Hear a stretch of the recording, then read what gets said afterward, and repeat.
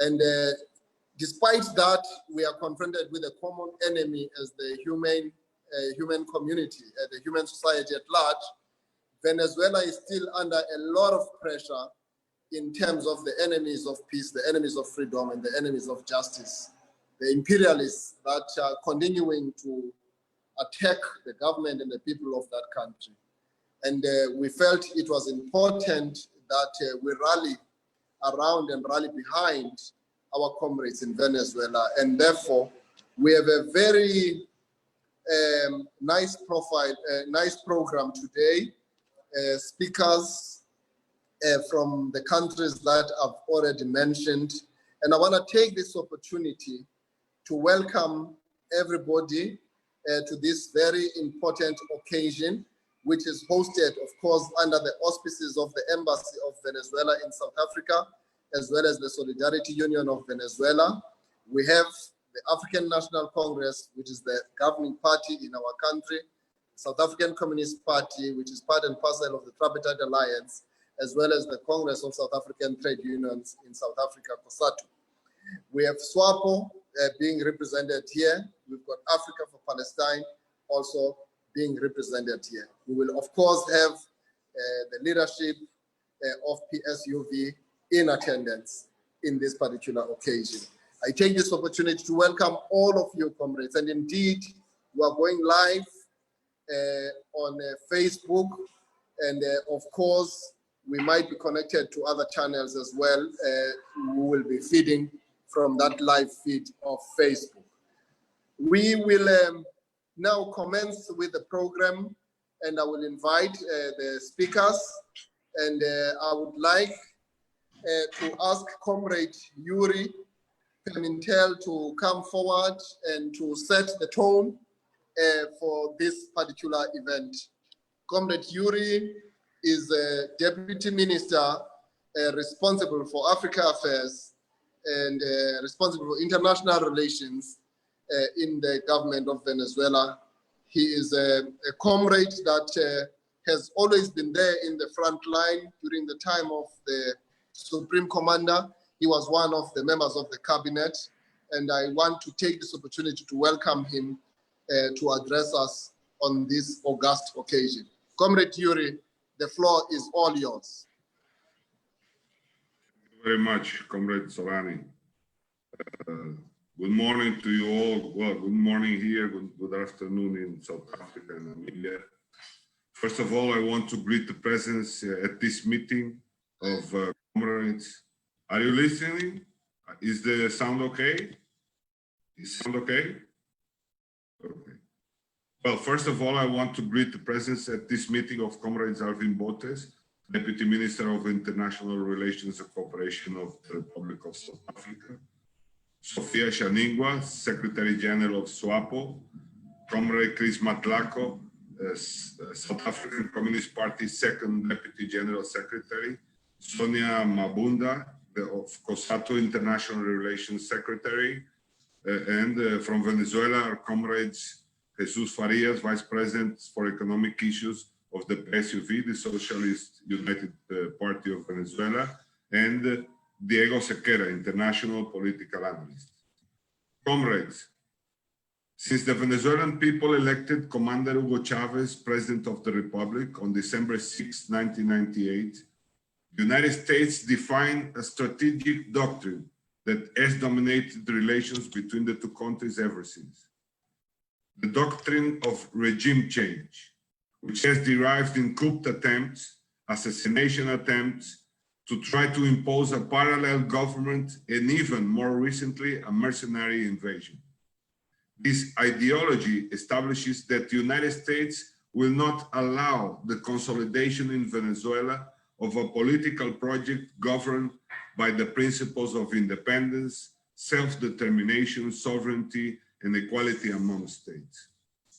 Overthrowing the legitimate government of Venezuela, destroying our democratic model, annihilating the forces that lead the revolutionary process, and taking control of the country is, in short, the plan that guides US conduct towards Venezuela. It is an anachronistic and reactionary ideology whose first objective is to politically discipline the peoples of the continent and other parts of the world, uprooting the dangerous example of the Bolivarian Revolution and ensuring control over what they call their backyard, as they, with contempt, call Latin America and the Caribbean in Washington. The second major objective of this crusade against Venezuela is to take control of the immense reserves of hydrocarbons, minerals, water reservoirs, and biodiversity in our country. Comrades, the aforementioned strategy is executed through an undeclared war, invisible war, but whose effects we feel every day in our lives. In order to subdue us, the United States executes an attack aimed at destroying our economy. Since 2014, the US has promulgated a law, 7 executive orders, in addition 300 administrative measures that make up together the policy of aggression against Venezuela. These instruments are the enforcement arm of a cruel blockade against the Venezuelan people, which the United Nations independent expert on human rights, Alfred de Zayas, specifically describes as a crime against humanity. This illegal application of unilateral coercive measures, called with the euphemism of sanctions, is a policy rejected by the General Assembly of the United Nations, defined as contrary to the international law and a violation of the UN Charter. But we already know that the United States does not care about the United Nations when it does not serve its interests. In 5 years, the blockade succeeded in cutting off financing to the country, preventing us from having the foreign currency required to purchase food, medicine, spare parts, and essential materials for economic activity. During that period, Venezuela experienced the sharpest drop in external income in its history, close to 99%.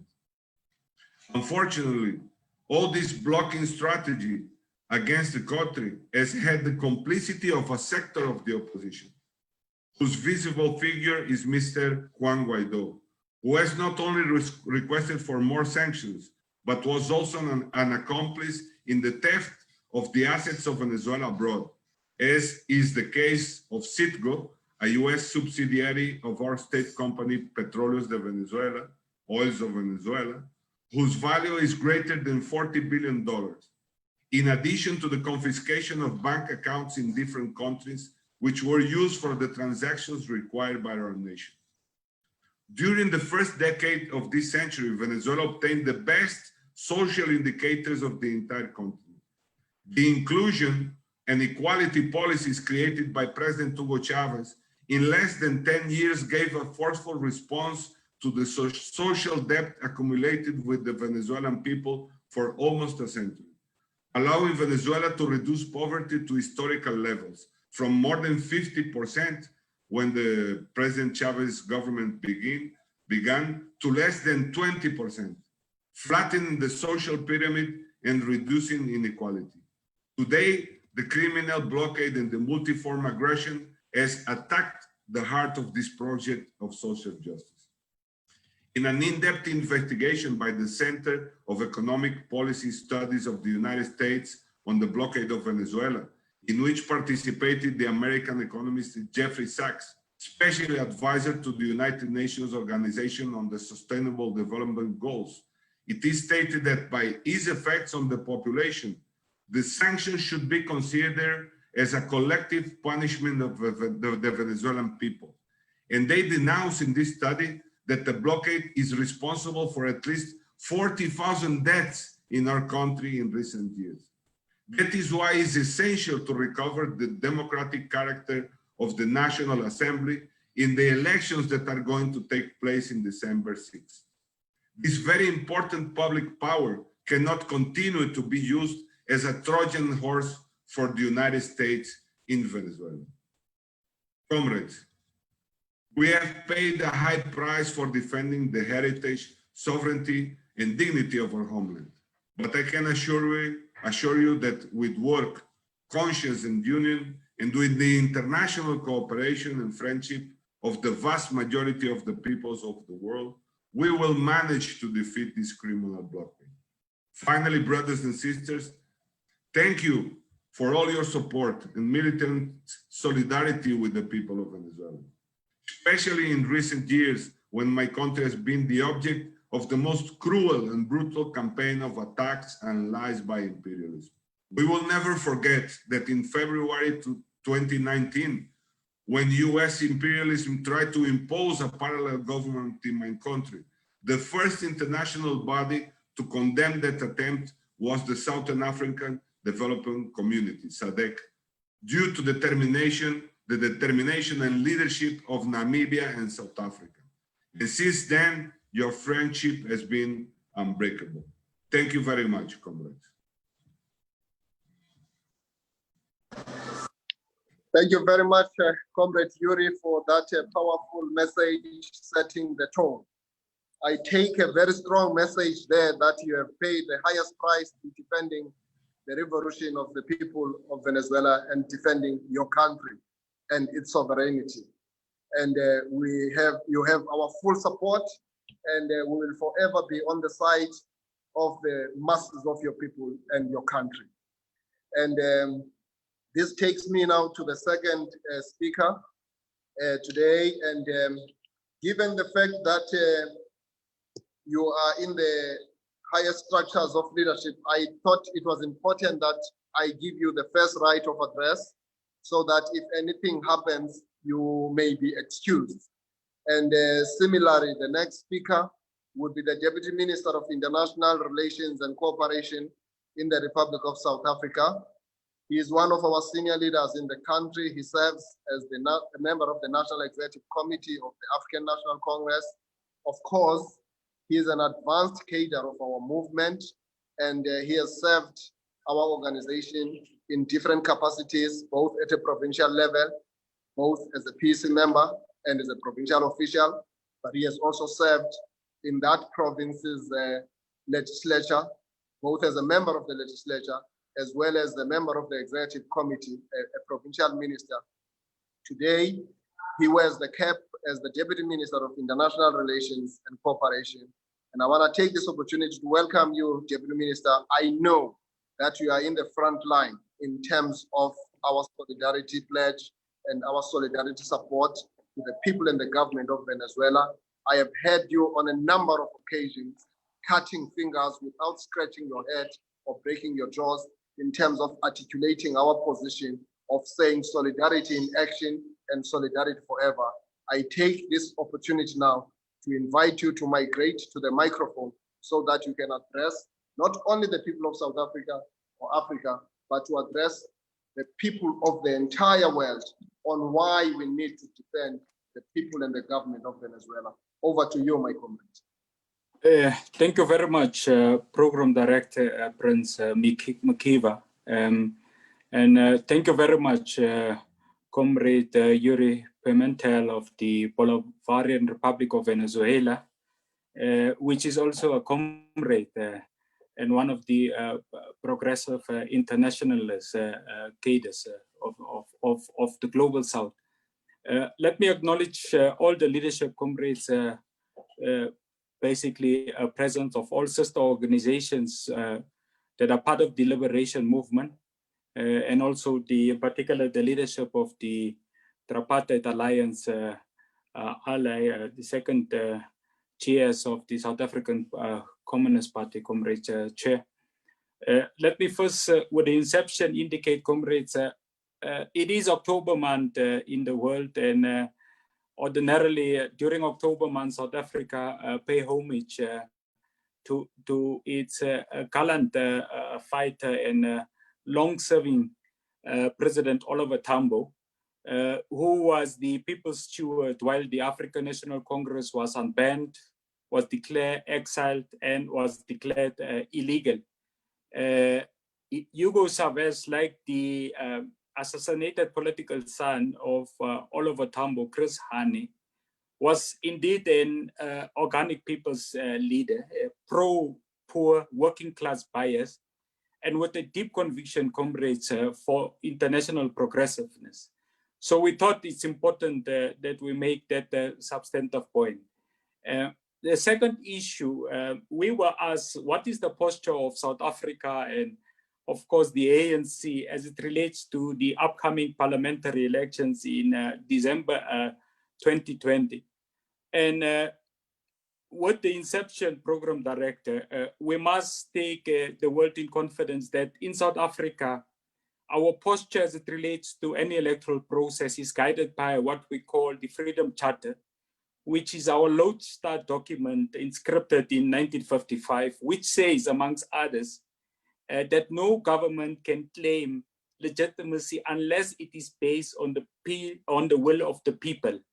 And that in order for any organic process to unfold, the people shall govern, but the people can only govern through regular democratic processes.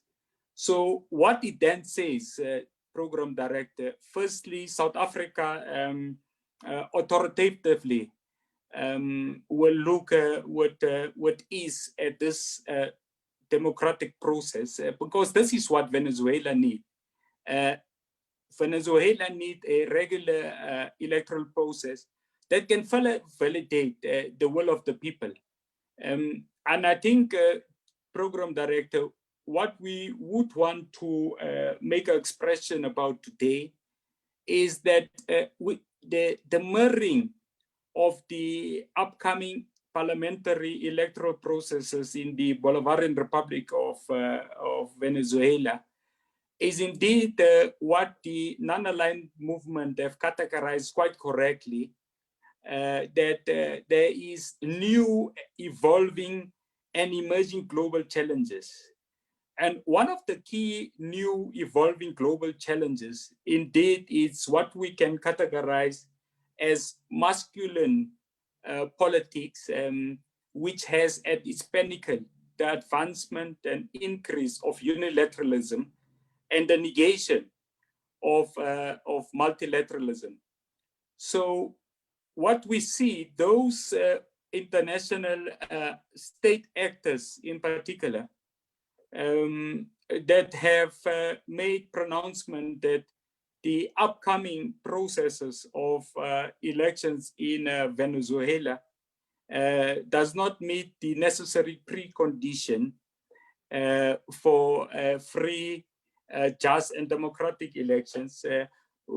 We think, of course, as South Africa, it is those statements is ill-conceived, and I think it's important that we clarify those what I've said. Fortunately, Program Director, the Venezuela is a full member of the UN Human Rights Council. And just yesterday, at the conclusion of the HRC, the HRC1 affirmed its strong conviction that the political processes in Venezuela, the solution of the Venezuelan challenges lies with the Venezuelan people. That is the first issue. Secondly, that solution should be allowed to continue in terms of its political dialogue without any military, security, or foreign intelligence interference, and that what the Human Rights Council underpin, that what they regard as a transparent electoral process to unfold is an electoral process that will be held in accordance to the Venezuelan constitution and international standards. And of course, lastly, it have encouraged that there should be an ongoing dialogue. I am happy that the Vice Minister, Comrade Yuri, have raised the issues of the economic sanctions and its very negative impact amongst the people of Venezuela, because coincidentally, the Human Rights Council have noted also the call by the UN High Commissioner for the lifting of economic sanctions, in particular, during this period of the COVID-19 pandemic, And the UN Human Rights Council, comrades, have further urged states to refrain from promulgating and applying any unilateral economic, financial, or trade measures not in accordance with international law and the Charter of the United Nations. And I'm raising it, Prince Makiva, because this is very key. We are celebrating 75th occasion of coming of age of the United Nations. And at all times, when the global world are faced with a pandemic that is transnational in character, what we should uphold is the proliferation of multilateralism. And that is the message from South Africa that we would actually want to send. The last issue that I thought, we cannot have a discussion on the upcoming parliamentary elections in December 2020. If we don't take our audience, take our on the 20 May 2018 presidential elections, because I think there's a dialectical relations between the presidential elections 2 years back and the impending elections in 2020. I think people were asking us why South Africa have affirmed the electoral process in the Bolivarian Republic of Venezuela, whereas there's a number of non-state and state actors that have raised some disdain as it relates to that process. And I thought, Program Director, one, it is our view as South Africa that those elections were legitimate elections that had the necessary authority to be conducted. That elections was conducted in agreement with the electoral guarantees that was signed by all the political parties in Venezuela before the election. So there was electoral guarantees that was signed, co-authored by all the political parties that provided the basis for that legitimate May 20 elections. And further to that, Chairperson, just like in South Africa, where you have an independent electoral commission that oversees that processes. The elections in 2018 was conducted not under stewardship of the Venezuelan government, but it was conducted under the supervision of the Venezuelan National Electoral Council. And it's the independent electoral council that have validated the elections in May 2018. And we are confident, Program Director, as I conclude, that as one of the key founding principles of the South African constitutional democratic order is respect for the rule of law. It is respect for a rules-based due system. And we think that there is a separation of power in Venezuela. You have a government, and that government is separated to the electoral body that actually pronounce and validate the electoral process. And that goes in line with what we have always argued for, and which is inscribed in the UN Charter, that we must validate the democratic processes and the democratic systems of each and every country that is a member of the United Nations. And we absolutely, colleagues, have no disclaimer on the sincerity of the leadership of the Bolivarian Republic of Venezuela to conduct the December parliamentary elections in a free and in a fair particular manner. And that is at a substantive level, Prince Makiva, what is the posture of South Africa? Thank you very much. Thank you very much, Comrade Alvin Bottas, for that wonderful address, well articulated, quite very clear. I take a very good point that there is a dialectical relationship between this pending election and that presidential election that took place in 2018.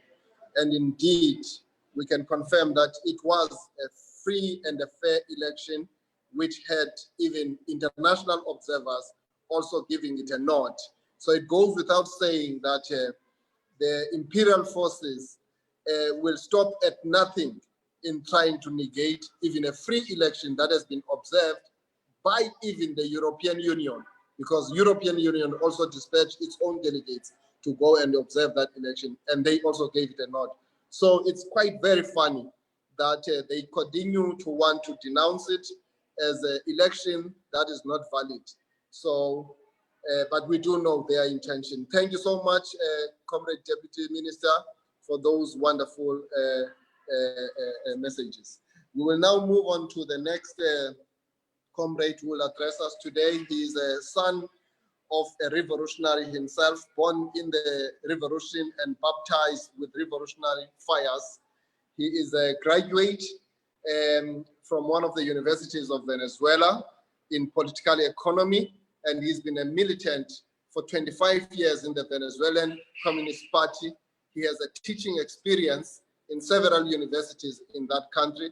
He has served as a Vice Minister of Social Security, but he has also been a deputy in the National Assembly of Venezuela.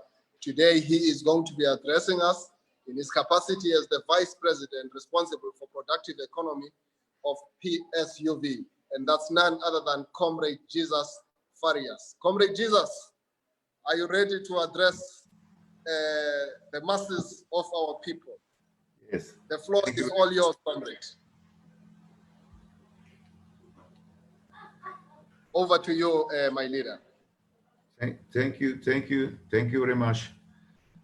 Thank you very much. Dear comrades, first of all, I would like to convey a strong revolutionary embrace from the president of our party and of our country, Comrade Nicolas Maduro. Also on behalf of our first Vice President, Comrade Diosdado Cabello, as well as our head of international relations, Comrade Adán Chávez. We attach great importance to these contacts. We consider that they are of vital importance for the strengthening of the anti-imperialist movement in the world, which constitutes a fundamental goal in the midst of the current crisis of capitalism. It is a great honor for us to have the best political relations with the sons of the great Nelson Mandela and the heroic South Africa and Namibia peoples. Before beginning to read some impressions about the current situation in our country, I would like to reiterate our eternal gratitude for permanent solidarity that we have received from you in each of the complex challenges that we have had to overcome throughout our revolution. We will never forget it. Throughout the 22 years of the Bolivarian Revolution, we have been victims of systematic imperialist aggressions. Those policies have sharpened dramatically, especially in the last 2 years. Threats of military interventions, covert operations to perpetrate assassinations and coup d'etat, incursions by mercenaries, political violence, sabotage of public service, war propaganda through the media, and the criminal policy of imperial sanctions make up the long record of aggressions against our people, with the declared purpose to provoking a regime change in our country. Faced with this, our revolution has responded with a gigantic counter-offensive. The mobilization of the popular masses, the essence and fundamental strength of any revolution, has defeated all the coup and destabilizing attempts of Donald Trump government. At the vanguard of the defense of the revolution conquest is the United Socialist Party of Venezuela, with great social roots and political clarity. The civic military union has also played a stellar role following the historical lesson that it is not possible to carry out a revolution without an armed force. This force, including a militia with 3 million of members, is a guarantee of peace and sovereignty, independence. On this basis, we have created the conditions to carry out an all-people's war against imperialist troops if necessary. We think that precisely our preparation has deterred Washington from a military adventure.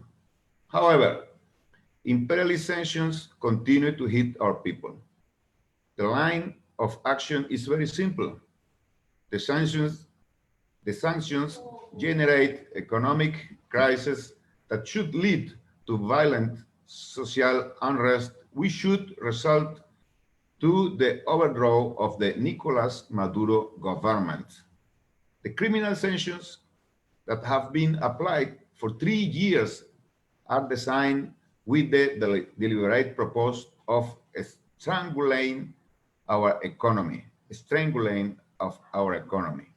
mainly affecting the oil industry, which generates 95% of the foreign exchange of an economy highly dependent on imports, as well as more than 75% of state revenue, which plays a central role in the performance of our economy. At this time, the national economy and the oil industry in particular don't have access to external financing. Their technology acquisition is restricted. They don't have shipping companies for international transport. International markets have been closed. They are excluded from the international payments system. Likewise, assets for more than $20 billion have been seized from us, bank accounts, monetary gold, companies abroad. The sanctions have caused the collapse of oil industry, a drastic fall of GDP, decline in imports, reduction of national income, rising inflation, shortage of food and medicine, deterioration in public service, fall in employment and wage, increased poverty, etc. The US blockade, which constitutes an open violation of international law, has a direct cost of more than $120 billion. There is no doubt that at this time, imperial sanctions are the main cause of the serious crisis in our country, as well as the main obstacle to productive recovery and to increasing the well-being of the population.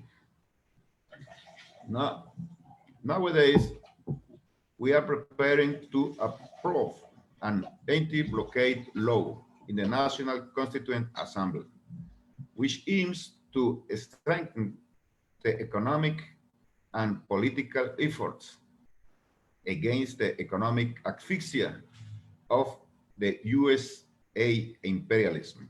The law attempts to improve wage and public service, rise production and employment, increase social investment. The law seeks to major political offensive to improve productivity, the management methods of public companies, incentive to promote private investment, the fight against bureaucracy and corruption, among other things. In that context, a crucial event for the present and future of our country will be the election of the National Assembly on December 6th. The independence, peace, political stability, and economic recovery of our country will largely depend on it. US imperialism carries out a brutal interference to boycott the electoral process. In the coming months, Washington's policy will focus essentially on economic aggression with the purpose of generating discouragement and apathy in the population. It should be noted that these elections are taking place thanks to the strength of the revolution. We have imposed the democratic agenda on the right forces. If these forces of the right, led from Washington, had triumphed in the past month, we would currently be in the situation of civil war. The defeats suffered by the right wing in the country has weakened and divided them. A part of the opposition in the country has announced, that it is going to participate in the election, and we hope that they remain on the democratic route and will not give into the pressure from Washington. This election will serve to reincorporate the National Assembly to the national democratic framework. In the last 5 years, it was at the service of the most arrogant Yankee interference. We have to make the Assembly once again an important factor promoting democracy, social justice, and national independence. The two main weapons of our party and Chavismo in these elections will be, on the one hand, organization and an enormous mobilizations capacity. Our social movements, tens of thousands of basis organizations, and millions of members of our party make up a very powerful political and electoral structure, which has not only won elections in the past, but has also organized the people, defeat the right in all battlefields, is incorporated in the militia, support the social politics of our governments, etc. On the other hand, we have a singular strength in the legacy of Commander Chavez. This has enormous popular roots. Chavez is today and will always be a great national hero who inspires the masses to fight in defense of the homeland. It will be another lesson for our enemies abroad. With criminal blockades, they will not be able to defeat us. This fact could open the way to the progressive dismantling of Washington's blockade policy, not because the good intention of imperialism, of course, which maintains its terrorist and expansionist essence intact. This scenario would be because the strength and the victories of our revolution and our people. If this scenario occurs, we would be initiating the process, start the process of economic growth more quickly. If the blockade is remaining, we will prepare to continue resisting until the Yankees understand that our revolution is unbending. Either way, we promise we will win. Thank you very much, dear comrades. Thank you very much, Comrade Jesus, for that address. I hope you understand. You can understand my bad English. No, we understand. It's quite very clear, Comrade. We could hear you exactly your message. One of the things that you are saying, for instance, is that when the forces of darkness declare a war against your people, Your response should be unequivocal by declaring a people's war against the enemy of your people. So we are quite very clear, comrade. Thank you for that wonderful address.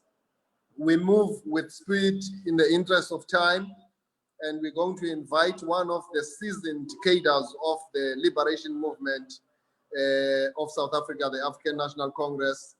This comrade, I've known him for many years. In fact, I happened to be with him at university. He was one of our leaders in the student movement, and we used to salute him. I remember he's the only person who had a salutation at school. We used to salute him by saying, "Peace Maninga Pra." He comes from the Northern Cape province, and he has been very active in the structures of the alliance, and he has been long serving as a leader of the South African Communist Party of South Africa. And today, he is addressing us in his capacity as the second Deputy General Secretary of the SACP. Comrade Che, as we call you here in the home front, and this is none other than Comrade Chris Matako. Comrade, the floor is all yours. Peace, Maninga Pra. Peace, my brother. No, thank you very much, Comrade Prince Zolan Kiva, and all the comrades who are part of this panel. I mean, it's a very distinguished panel that is importantly sharing very important information with us, but also in the process also at least giving us important frameworks around which to continue to prosecute our structure, and in particular our internationalism.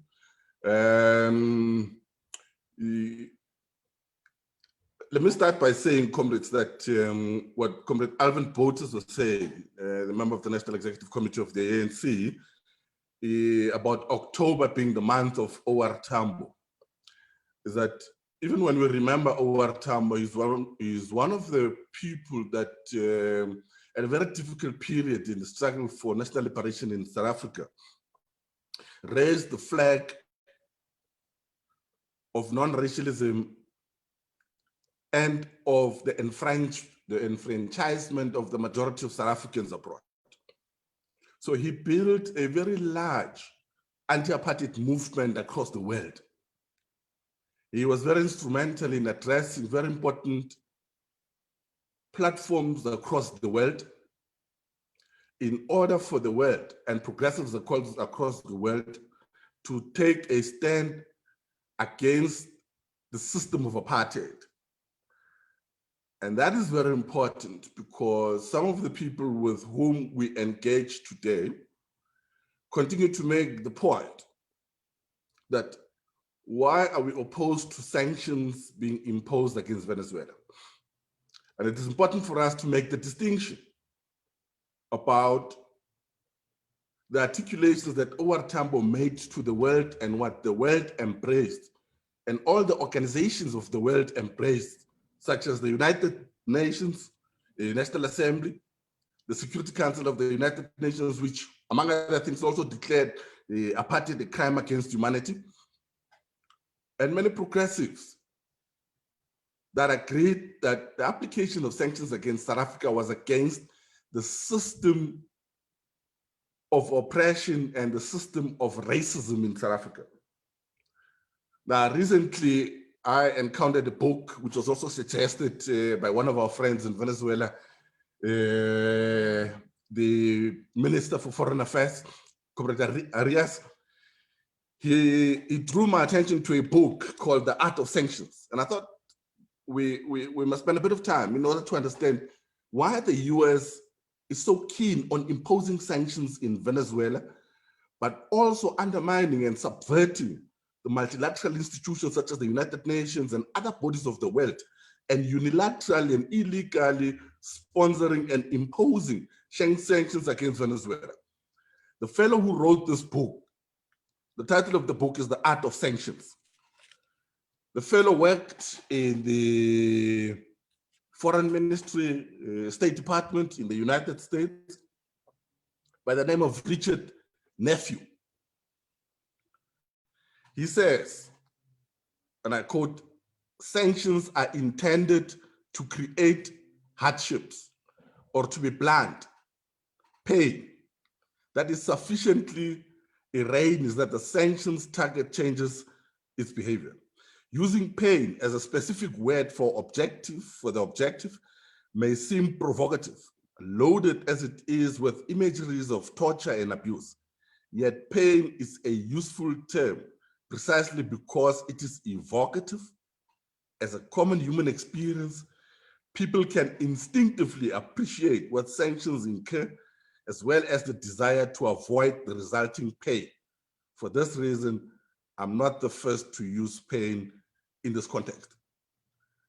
Close quote. So essentially, the US and the US State Department and its applications of sanctions against Venezuela is intended to create pain, not against the system, the political, ideological system in Venezuela, rather against ordinary people, against women and children, and in the context of the pandemic, even create further misery on Venezuela. And that, comrades, our internationalism tells us that we cannot sit back while the majority of the people who have participated in over 20 elections in Venezuela have given credibility to the government, the Bolivarian government that was established as a result of the winning of an important trajectory in the history of Venezuela, from the processes of the Curaçao until now, where everybody agrees that Venezuela finds itself in a very different terrain, in a very democratic and humane terrain today than it was in the pre-89, the pre-Curaçao process. And that we need to understand, comrade, that it is very important for us to appreciate that what Trump wants to do, including his own re-elections in December, where he wants to interfere in the internal affairs of Venezuela, is precisely because he wants to create pain to over 20, 30 million Venezuelans. And it's not geared, it's not targeting the political or ideological system in Venezuela. We know that it is because of Venezuela's huge resources, but also because Venezuela is not disposed positively towards American imperialism and American capitalism. And for that reason, the majority of the people of Venezuela have to be punished. They have interfered in Venezuelan affairs, despite the so many electoral processes that have been held, by imposing a so-called unelected president in Guaido and presenting him as the president of Venezuela, who was not elected by any structure, by any constituency in Venezuela. And all of these go against what O.R. Tambo, at least in South Africa, fought for, rallied the entire progressive world around. And today, racism and racist attitudes are declared a crime against humanity. And for that reason, that we join hands all across the globe with progressives in the US, in the Black Lives Matter, and for them to also take up the cudgels on behalf of a progressive neighborly relation between the US and its neighbors in South America, including Cuba, Nicaragua, and Venezuela itself. And that the determination of the trajectory that Venezuela should outline can only be determined by the people of Venezuela. And they have, in the last period, done that through many elections than any other country in the world, where many other people, including European observers and others, have credited as being credible elections and worthy of being called democratic in their process. And it is for this reason that we in the South African Communist Party understand very correctly that we should make a distinction between our fight against a system, and in this instance, the system of capitalism, neoliberalism, and imperialism, as a primary task and responsibility for progressives across the world. And for us to join our common objectives and goals, to facilitate an internal discussion which Venezuela is having, including providing space even to those who have ordinarily would have been charged with treason because they are cooperating with external forces, they are cooperating with the US State Department, with the CIA, and etc., that has undertaken various measures to try and undermine the rule of law in Venezuela. They tried a coup in Venezuela. They tried many things, sabotage and many other things on the Venezuelan government. And all of those things have failed. And it is for that reason that ours must be anchored around the struggle for anti-imperialism, the struggle for the Venezuelans and any other nation across the world to democratically determine its trajectory by themselves. And that those of us who extend solidarity to these countries, and in this particular instance to Venezuela, must do so on the basis of the principle of sovereignty, dignity, and the love for humanity and progressive internationalism. Thank you very much. Muchas gracias. Thank you very much, comrade, for that wonderful lecture. What a beautiful speech, and indeed outlining clearly the primary responsibility of the progressive forces in the globe to come forward and be in defense of people and the government of Venezuela. Indeed, you are stressing the point that we cannot afford to sit back. And I know that you are very passionate about internationalism, and you have become a spearhead insofar as advancing that particular posture for all of us in the country and the continent. And we rely on people like you to educate us further on internationalism and on why, as progressive forces and progressive formations, we need to converge with others who think alike, so that we can make a formidable structure in ensuring that at all material times we mainstream progressiveness in the politics and the economy of the world. Thank you so much, Comrade. Please, we will move to the next speaker, representing the Congress of South African Trade Unions, one of the key federations in our country that is part and parcel of the governing alliance in the Republic of South Africa. Today, it is represented by Comrade Sonia Mabunda Kaziboni, who serves as the International Relations Secretary. And indeed, she is quite relevant to address us on this auspicious occasion as we reflect on the upcoming elections in Venezuela. Comrade Sonia, we give this moment to you to address us. Thank you so much, Program Director. And allow me to apologize. My bandwidth is a bit stretched, and if I put my camera on, I might just lose my connection. I hope that will be well accepted. But ours really is to firstly thank you so much for this very important platform, and to thank our friends from Africa for Palestine, and our friends from the Venezuelan Embassy, His Excellency, the Ambassador. Thank you for this very important conversation that is taking place today. And we feel that the distinguished panelists that is assembled here today to engage on the importance of the Venezuelan elections is very well placed. Within the interest of time, I will not repeat what my former speakers have spoken so correctly on before me. We see the deteriorating economy, the social, political, and institutional crises in Venezuela, and more so and more disheartening, the humanitarian crisis. And the Venezuelan crisis has already produced a huge migratory crisis and further escalation into violence. Really, as COSATU, we are more appalled by the continuous attempts by imperialist forces, the US and its allies, to take over Venezuela through a forced regime change. And we believe that this warmongering by the US administration needs to be opposed by all of us peace-loving people of the world. And as the Federation, we remain resolute and steadfast in our support for Bolivarian Republic of Venezuela and its legitimate government, and stand against imperialist aggression.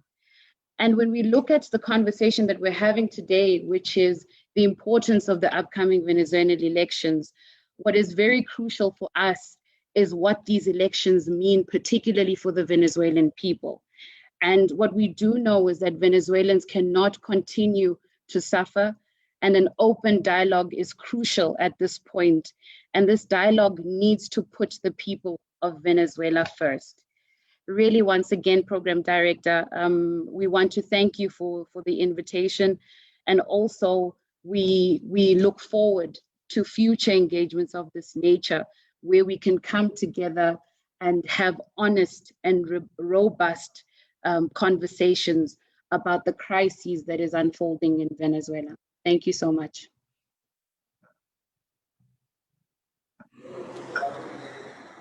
Thank you, Comrade Sonia, for that wonderful account. That message of support will go down in history as one of the most important epochs in the revolution. And at this point, we're going to be asking the Secretary General of Swapo in Namibia to address us, Comrade Sonia Shanigwa. I hope she has already joined us. Comrade Sonia went into exile May 1980, and she is a trained cadre of the military wing of Swapo, the People's Liberation Army of Namibia.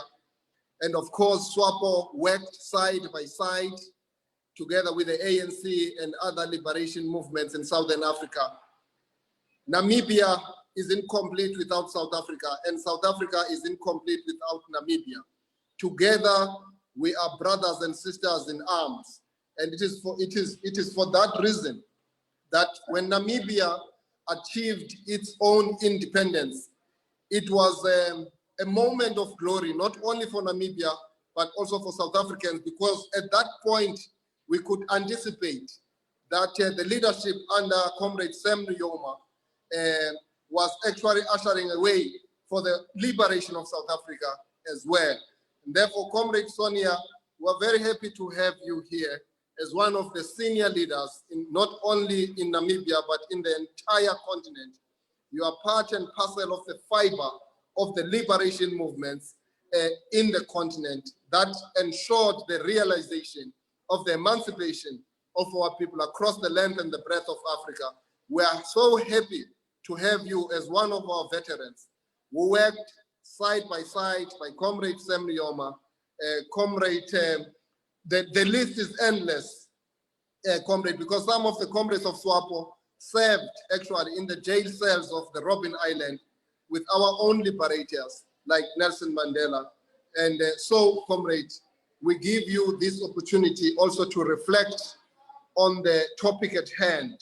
We are approaching a very historic election in Venezuela, and we think it is important for us to talk to that election so that we can clear the air, not only in Venezuela, but in the entire world.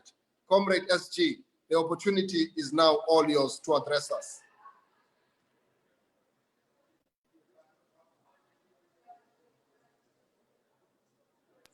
Yes, go ahead. A very good afternoon, my comrades. It's an afternoon here in the Republic of Namibia. To the Venezuelan people, it might be again perhaps some morning time. Sorry, my comrades, that I have to come and attend this conference a little bit late. I was busy with the political bureau of Swapo Party. Being an administrator, I had no excuse rather to leave the president, who's the chairman, to do the meeting without me, because I have to provide the nitty-gritties. So my comrades, I'm asking for the apology for that one. And thank you very much, my comrade from South Africa, the very beautiful introduction that you have made to me. I really feel humbled and honored this afternoon. With this, I will have a statement to be read that is prepared for the people of Venezuela, the leaders of the Venezuelan government and people from Swapo Party and her leadership. Comrade Yuri Pimentel, Vice Minister for Africa, Comrade Jesus Farais, Vice President of Economic Affairs of PSUV, Mr. Diego Sequeira, our distinguished political analyst for the Mission Verdant, Comrade Omar Barometran, Ambassador of Venezuela in Namibia, Comrade Maren Moreno, Ambassador of Venezuela in South Africa, dear comrades representing various parties, ladies and gentlemen. Comrades, allow me to acknowledge and convey my gratitude to Comrade Yuri Pimentel, Vice Minister for Africa of the People's Power Ministry for Foreign Relations for Venezuela, for extending this invitation to Swapo Party to take part in this video conference on the upcoming elections. The Swapo Party, being the ruling party and the governing political party in Namibia, has enjoyed a long fraternal and comradely relationship with the Venezuelan people over the years. We also enjoy long comradeship and relationship with our sister parties here in Southern Africa, as was just said by our comrade from South Africa there, who fought battles alongside during the struggle for our independence. Indeed, the elections which we are facing comes at a time when the ruling party and its government are fighting the socio-economic consequences of COVID-19 pandemic. The COVID-19 pandemic and its associated regulations at country level had brought the world to a standstill. It affected all of us as major sectors of social life and our economy, due to the measures imposed to the curb infection prevention and the control of protection of lives. These measures will indeed force us to develop alternative mechanisms and strategies of campaigning and reaching out to our people. Last year, already 2019, we held the presidential and national assembly elections, which makes up the national government. During those elections, the party faced a challenge of a party member who contested as an independent candidate against the party president, Dr. Gottfried Geinkop. We believe that these are forces trying to break the party from within, and the independent candidate has now formed a new political party. This year, we have held an extraordinary Congress which amended our constitution of Swapo Party to prohibit Swapo Party members from registering as independent candidates in presidential, either local or regional authority elections or any other elections which related to Swapo Party. This will address the situation that happened during last year's elections, and it really cost our party Swapo, whereby we even lost our two-thirds majority. We have also held a party introspection exercise to assess our performances in elections since independence, and the recommendations are being implemented. Our upcoming elections in November are for regional and local authorities, which are the two sub-national governments. The coming elections are also important, as the subnational governments are the closest to the people. Therefore, it is very important that we, the Swapo party, field the best candidates. As I told you, my comrades, that I'm just coming from the political bureau, we have been busy with this exercise. We have gone through the process of candidates identification, which is an internal democratic process happening within our party structures in the regions and the district and constituencies. We have identified candidates that understand the party political programs and the party policies and the procedures as developed over the time. We have also infused young blood, or we also infused young blood, big women, and mostly also the people from the disadvantaged community. These are the sectors that are dominating the candidature in our party now.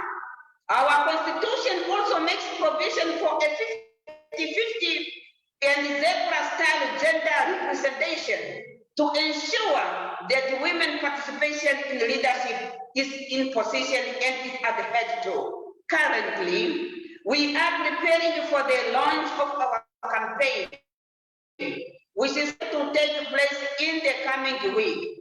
Under the COVID-19 circumstances, our election campaign will launch visually by His Excellency Dr. Hage Geingob, the President of Swapo and the President of the Republic of Namibia, and the top four. Indeed, most of our sister parties face the same challenges of service delivery, poverty, generational differences, allegations of corruption, factionalism, economic downturn, COVID-19, and indeed external forces by the imperialists who are vengeful against the former liberation movements. To address these challenges, we will continue to work hard and to implement programs that are direct and realistic and beneficial to our people.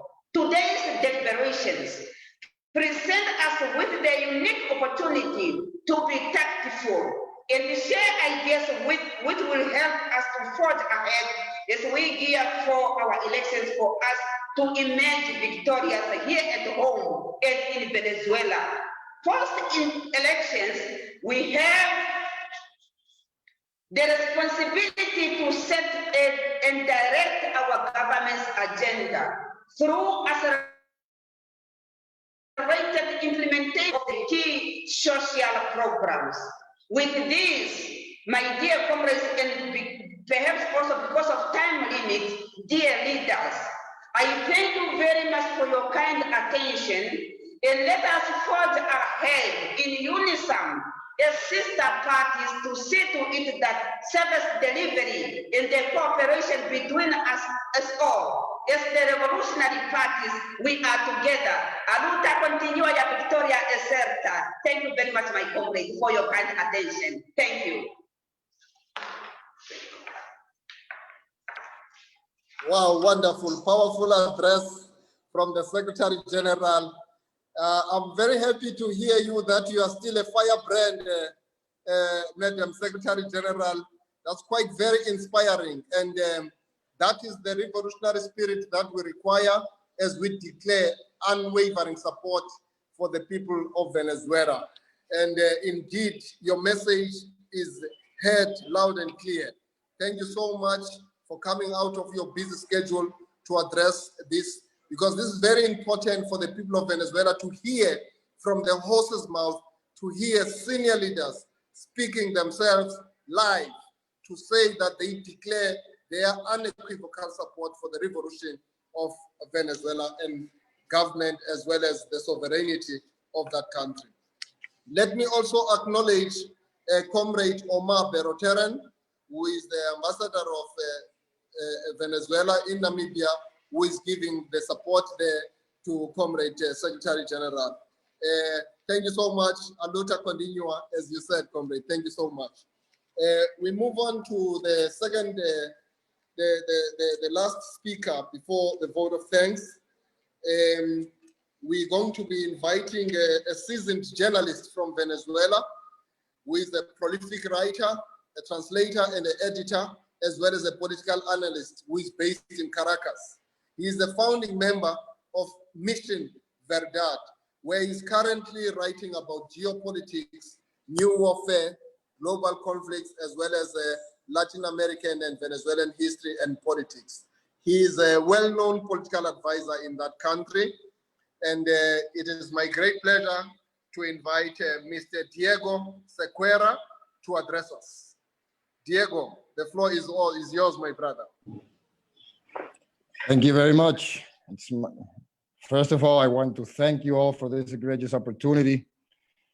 I'm honored, I'm flattered to be part of this conversation, and also very moved and touched for all these statements and remarks that all the comrades from my country and from Namibia and South Africa have been saying. And it's also heartwarming to know that we're all aware of where we are, and we are all on the same page, and we all know where to go. Also, thanks to Vice Chancellor Yuri address, and also Vice President Faria, they just cleared the way for me just to take to address some other details about the Venezuelan struggle, up to this point, and where it comes from, and what we're dealing with. First of all, the main remark, let's start with the basics. All this, it's a bipartisan issue. We've got, of course, gone through the worst part of all the sanctionism logics, the rationale during the Trump years, but we also have to bear in mind that it all started with the Obama administration, first as a de facto thing, you know, as in boycotting and sabotage and building up a narrative against the new political cycle after El Comandante Chavez's death and the news and the arrival to office of Presidente Nicolás Maduro, which has been leading the country ever since. It's a bipartisan issue, but it's also, besides sanctions, besides policy, besides everything that we know about Venezuela, it's also a matter of social engineering. I want to say this because the key importance about these elections, these parliamentary elections next December, are also a struggle, a battle in reconquering normalcy. It might sound simple, it might sound basic, but it's not. Before this 7 years, long 7 years of hybrid warfare against Venezuela, we realized what normalcy, what real normalcy was for people in Venezuela, for normal people just to have a daily dignified life as in earning a decent salary, as in mustering the best livelihood conditions that we can attain, which was, of course, the result of years of struggle, years of peaceful, not so peaceful struggle, resisting and rebuilding and creating this new sense of belonging to our country, to our project, to our revolution, and especially to El Comandante's legacy and Nicolás Maduro's leadership. Bear in mind that this all started back in 2013, 2014, just this minute after El Comandante died back in March the 5th in 2013. We've been going through first a huge barrage of psyops, psychological operations to lay the ground to even bigger operations against the country, of course, all with the same goal, with the same aim, which is regime change. Regime change means, in this case, it doesn't necessarily mean even overthrowing the government. It could also mean, if that was the case, to appease the revolution, to align it geopolitically to their own needs in Washington, and to be an accepted player for all these transatlantic powers.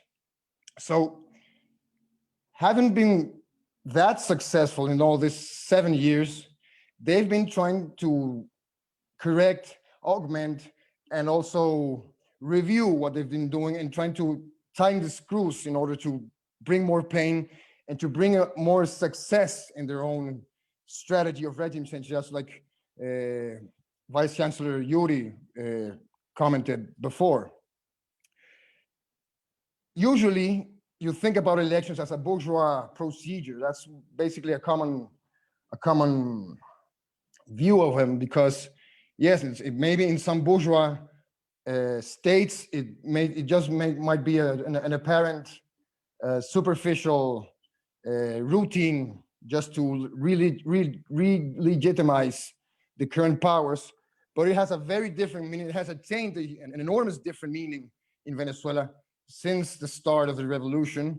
And that also explains why there's been such a strong boycott against them, because of the value of votes, the value of individual agency for people in Venezuela.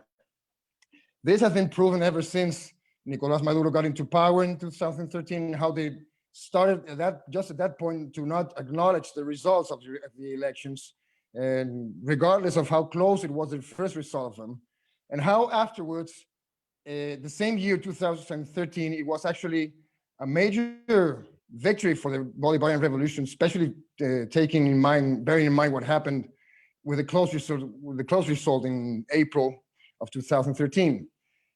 So, as in knowing that they weren't able to do this via political forums, via political structures, they started to use then another set of resources and methods that we actually weren't aware of them. And I'm talking here about hybrid warfare, and I'm just going to say a small premise. Hybrid warfare consists basically on color revolution tactics and methods, plus unconventional warfare, which also brings forth the mix and the blur of lines between the economic, the actual function of services in a country, the diplomatic relationships, but also social unrest. So here, that's what happened immediately afterwards in 2014. They were able to try to make a major violent drive against the country, because they, having been able to do it politically, they just tried to push out the political need of resolution and to impose violence and warfare. Vice President Faria also talked about the need and the interest and the stress of trying to create the conditions to civil warfare. And this is absolutely accurate. And this is what also made this struggle all these 7 years so important, because it could have been quite unspectacular or quite complex or quite incomplete in the knowledge of the moment. But once the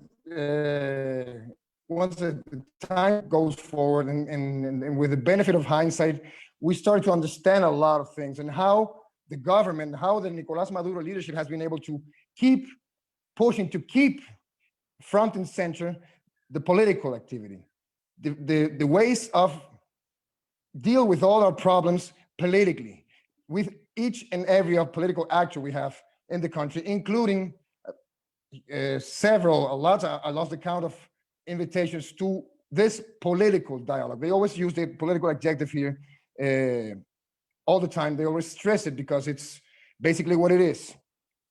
So all these 7 years that we're going through this, all these traumatic moments that the Venezuelan people, first of all, they don't deserve, and secondly, they weren't used to. We don't have the same historical scars that maybe some other Latin American countries have, such as Colombia, such as Nicaragua, such as Honduras or Chile, which have gone through major dramatic situations that has drawn a major impact on population. This is new to us. 10 years is not a long time in history terms. So we have, but even then, we have been able to adapt and to be able to bypass, curtail, thwart all these attempts, which you all will know about them. You all know about the economic warfare. You all know about the invasion attempts, this privatized invasion attempts. This all leads to the same objective, besides the obvious ones, which is, of course, the punishing of the population. It's not only a matter of realignment, it's also a matter of setting an example.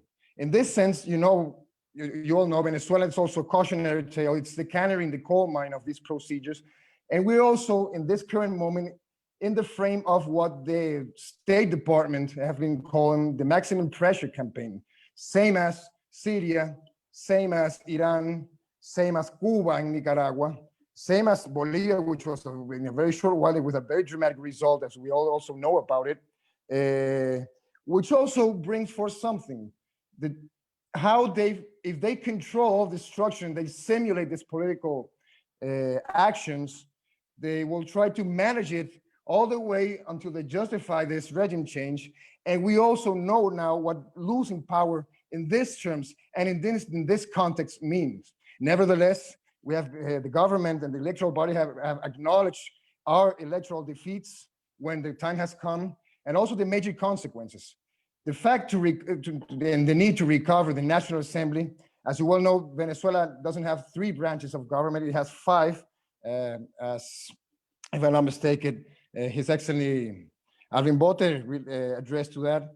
So it's an even wider check and balance system. But ever since 2015, 2016, when this side of the opposition reached power through the National Assembly, they tried to bring over not only an institutional gridlock, legally under contempt because of several reasons, but also to open the gates via this branch of government to foreign meddling, foreign intervention, and to foreign submission. We're talking about if you check all these major figures of the opposition, I'm talking about Leopoldo Lopez and Julio Borges and Carlos Beck and so on, there's a straight line between them and also the corporate powers, the transnational corporate powers behind Senate, behind Congress, and behind the White House. So this is very explicit, very candid one go through the noise, the media noise, and the narrative battles. So, and it also shows something else about neoliberalism, about the current stage of capitalism, and the backwardness and the barbaric way they're justifying it. For example, we can think about the Guaidó cycle, which was a short one and a very obvious one too, which actually draws a line on who's on the right side of international law and who isn't. You can relate this backwardness and this candidness. For example, I think of, for example, Ian Smith and the declaration and out of the void, out of the blue of the independence of Rhodesia back in the day, because it brings over the same way of representation and interpretation of our people and the notion and a very racist notion about who we are and how we need to address ourselves.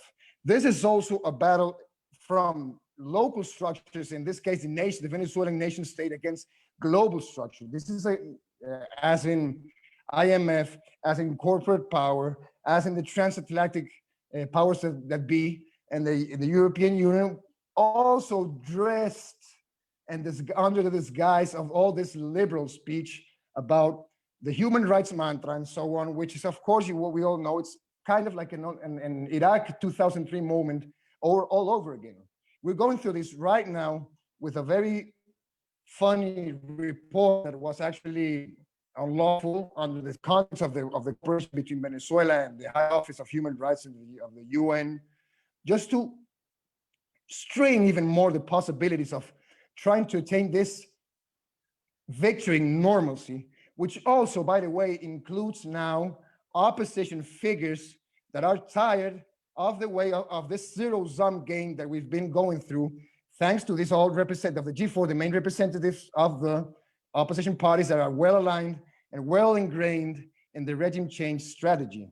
And if you all well know, these people that actually find now that sanctions are harmful, that it's not true, the whole well-intended narrative they imposed on them, and they trying to find a way out without being friends of the government, without necessarily liking each other, because it's a political dialogue. But these people now are on very high pressure, like never before, and they've also becoming to start being sanctioned themselves, which also describes even more the attitude and the interest of this, of the powers that be against Venezuela, against the conquering of this normalcy, about the legitimacy of our own mechanisms of elections and of policymaking and on a daily life, and also in protecting our people.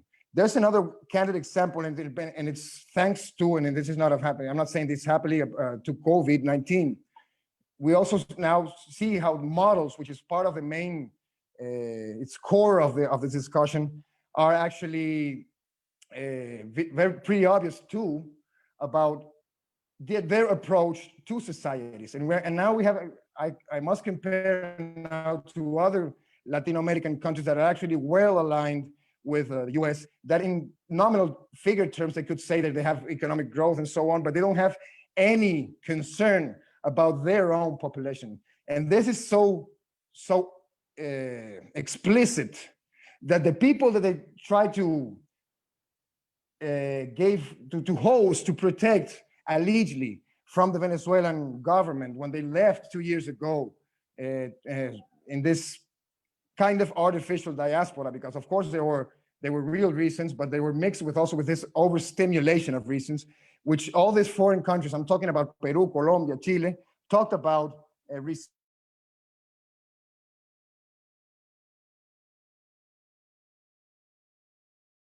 care of our own people.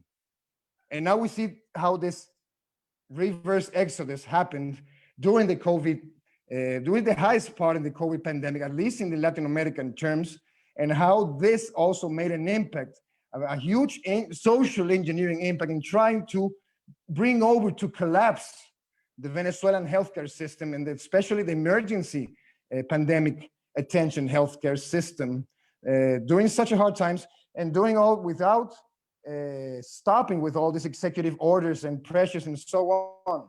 And even in this point, they haven't been able to actually succeed. And now we have a huge part of our population with a sad heart and maybe enlightening lesson about how things work outside Venezuela and how things work inside Venezuela, where we've been able to cope, especially with the death and the recovery of the people that got infected with COVID, and how now at this point where they were expecting collapse, we have a very different panorama. We have a very different landscape, and we're of course being able to face now the electoral challenge. This is very important because it means that people are aware of this battle of normalcy. I'm gonna add something else. I traveled through the country last week, the whole week, nonstop through mostly of the western part of Venezuela, very close to the Colombian border. Usually places that historically are the ones that are getting the hardest part of these moments.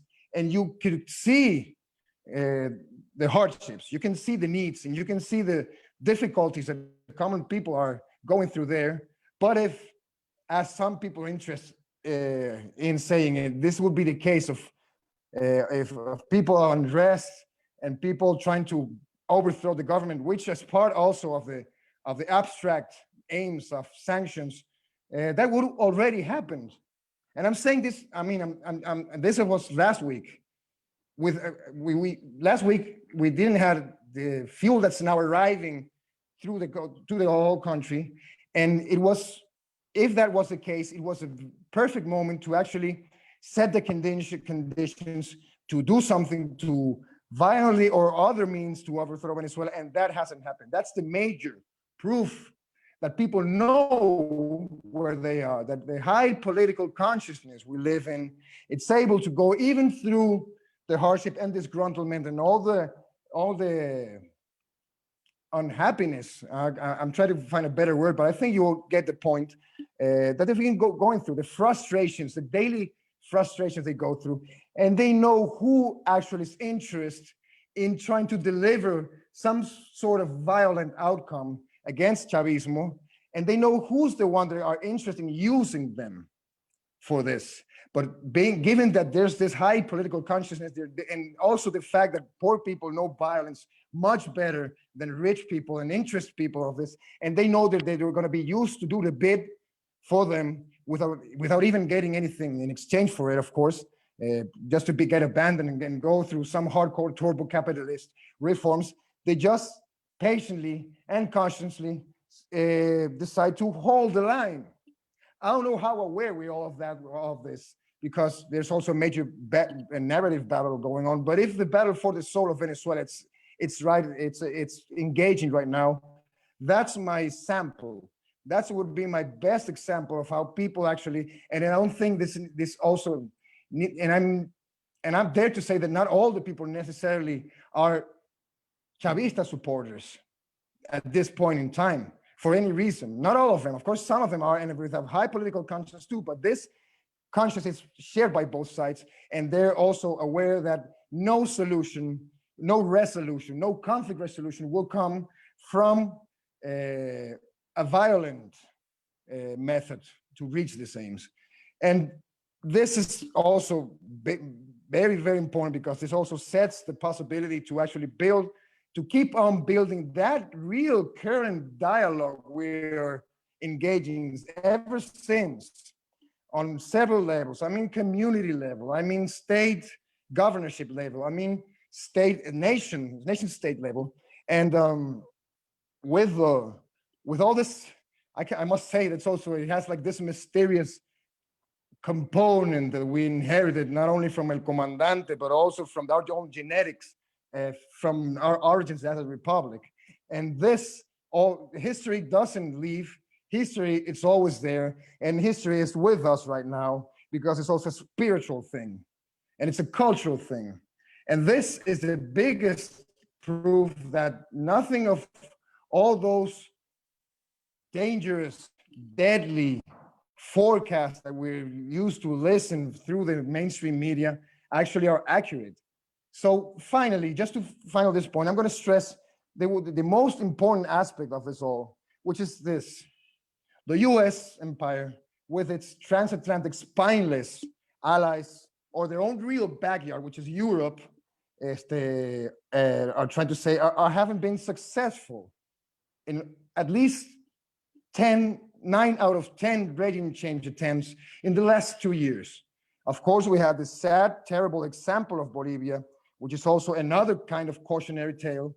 But we also have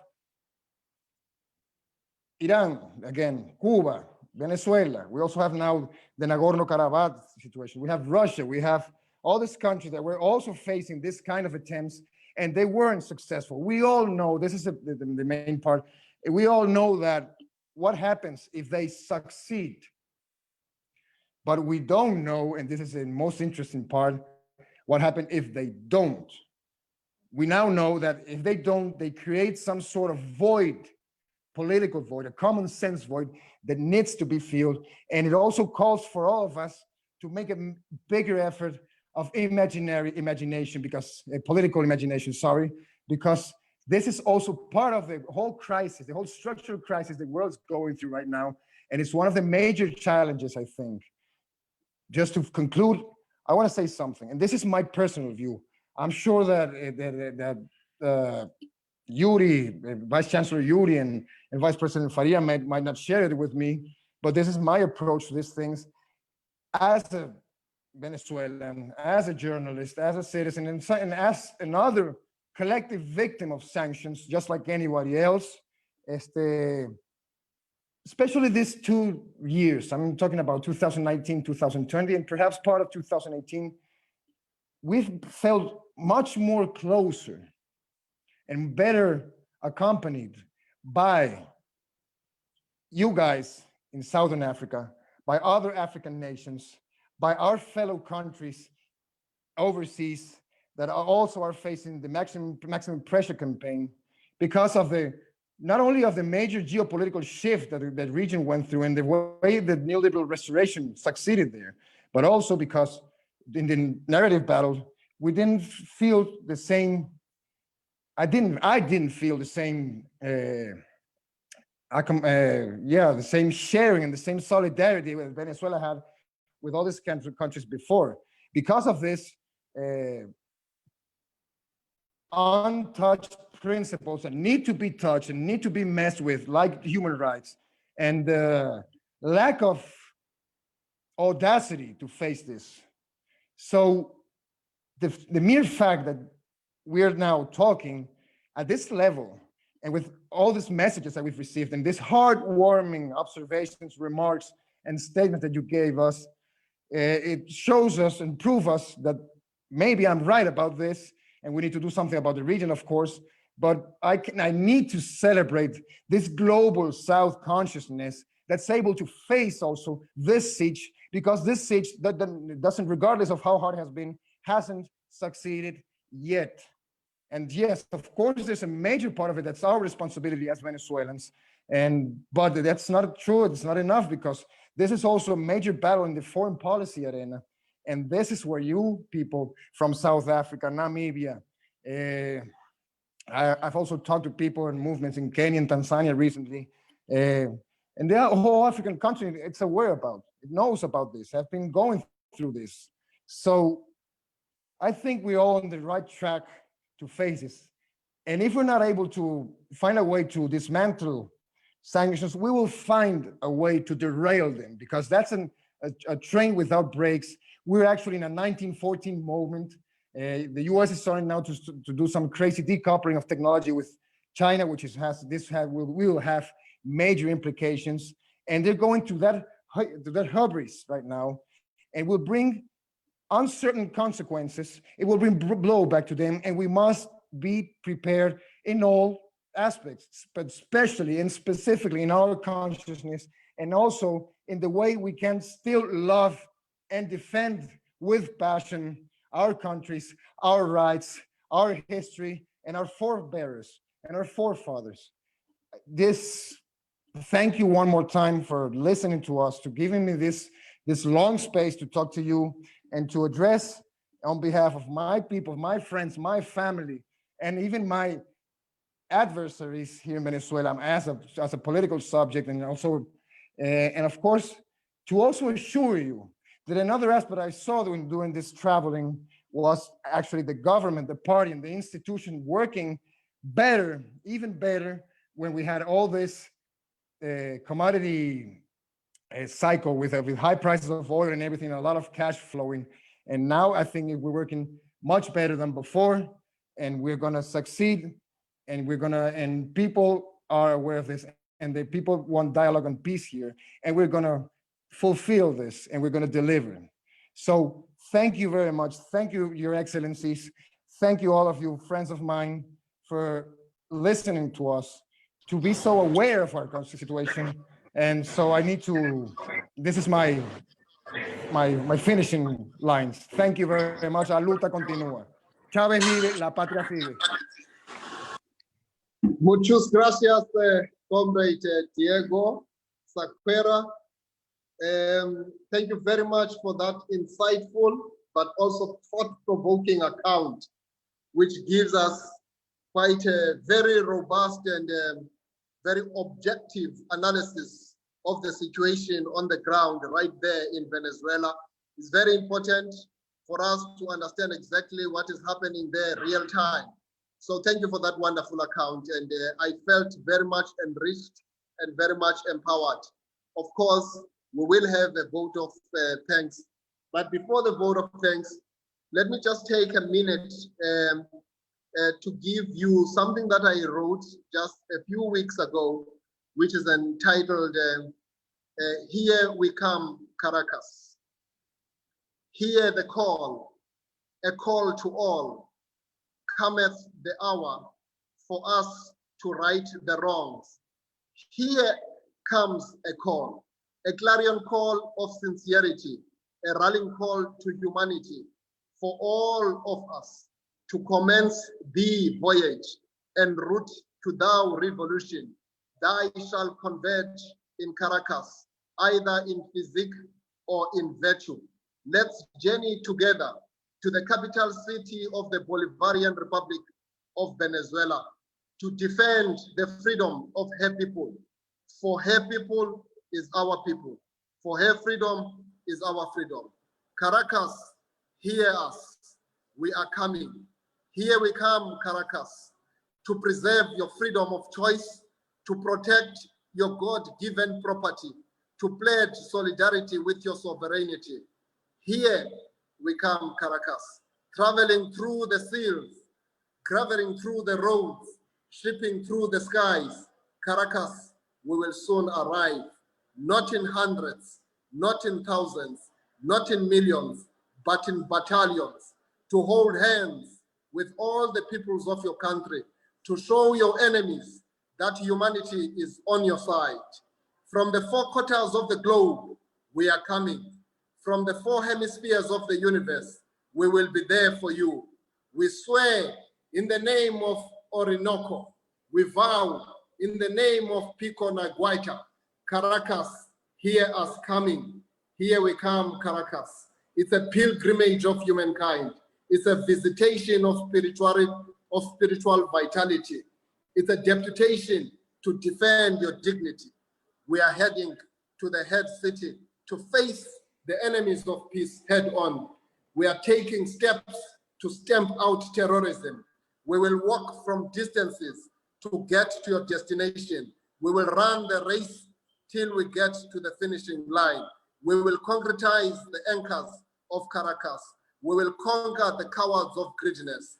Caracas shall be affirmed as the cornerstone of constitutionalism. Caracas shall be confirmed as the milestone of mass mobilization. We will sing the songs of freedom inspired by the spirit of the great liberator, Simon Bolivar. We will sing the songs of justice inculcated by the courage of the Supreme Commander, Hugo Chavez. We will sing the songs of peace preached by the President, Comrade Nicolas Maduro. Caracas, hear us, we are coming. Caracas, hear us, we will soon arrive. A luta continua. Comrades, on that point, allow me to invite Comrade Mohamed Desai, who is the leader of Africa for Palestine and who has helped us a great deal together with the Embassy of Venezuela as well as SASUVE to put this event of today together. We thank you, Comrade Mohamed, in advance for the job well done, for assembling a team of great comrades to address not only the people of Southern Africa and Venezuela, but to address the people of the world through various platforms of social media. I now give you the right to speak and deliver a vote of thanks. Over to you, Comrade Mohamed. Oh, but I'm under siege. How can I follow somebody like yourself, Comrade Zolani? Comrades, I'd like to perhaps thank the SASUVE for encouraging us to have this event today, because the truth is that much of the mainstream media and their own painting of what is happening in Venezuela, the misunderstanding of what's happening in Venezuela does seep into South African social media, South African media, and South African politics. And so we hope that this event will set in stone some of the issues facing Venezuela and some of the real undercurrents regarding some of the hardships that the people of Venezuela are facing, which in large part is because of the imperial interests of the United States in Latin America. We'd like to thank Comrade Alvin and Comrade Yuri, and as well as Comrade Chris in particular, who we hadn't thought would be here for the entire event. We know that your schedules are much busier than most of us, and so we'd like to thank you in particular for being with us throughout this entire event. Comrade Sonia from COSATU as well, who, although there is a major labor issue going on in our country, and which COSATU is at the forefront of, together with its affiliates, Comrade Sonia insisted on making sure that she lends her support on behalf of the Federation of Trade Unions today. Comrade Sophia, we had met in Namibia, and I think that that Swapo and the African National Congress really reminds us, of course, together with the Comrade Zolani. I must also add that in addition to being the Director of Africa for Palestine, my deputy GS will correct me if I don't mention that I'm also a National Committee member of the Young Communist League of South Africa. But I think that that Swapo, the African National Congress, the SACP, has really infused in many of us young people the spirit of internationalism and international solidarity. We'd like to thank our comrades and our experts from Venezuela, Comrade Diego, Comrade Jesus, for having joined us and for having given us a much deeper understanding of some of the technical issues. And of course, I think that the two embassies, the three embassies, the embassy of South Africa in Caracas, the embassy of Venezuela in Pretoria, and the embassy of Venezuela in Windhoek, that has always been open to us members of civil society and from political organization in terms of sharing with us much of the information that is required in incorporating us into the celebrations, for example, of Comandante Hugo Chavez. I think I'd like to end perhaps on just one short and quick story, and that is the story of a woman by the name of Rosa Parks, which many of us will recall her involvement in the civil rights movement in the United States. Comrade Rosa Parks was seen outside the apartheid embassy during the 1970s or 80s, protesting against apartheid South Africa. And a journalist went up to her to ask her, but why are you protesting against an issue that is thousands of kilometers away on a completely different continent? Why are you standing in solidarity and support for a people that you have never met and that for a people that you may never meet in your life? And the journalist then pushed Rosa Parks even further to say that you African Americans are facing issues of discrimination here in the United States, and yet you are protesting against apartheid in South Africa.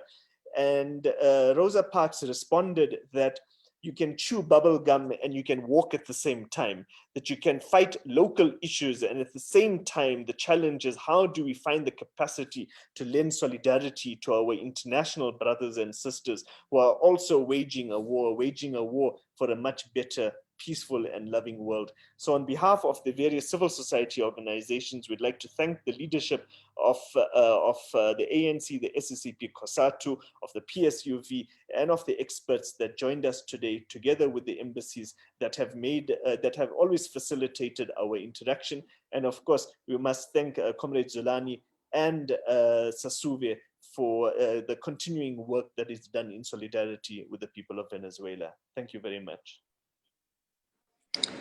Thank you, Comrade Mohammed. Well said.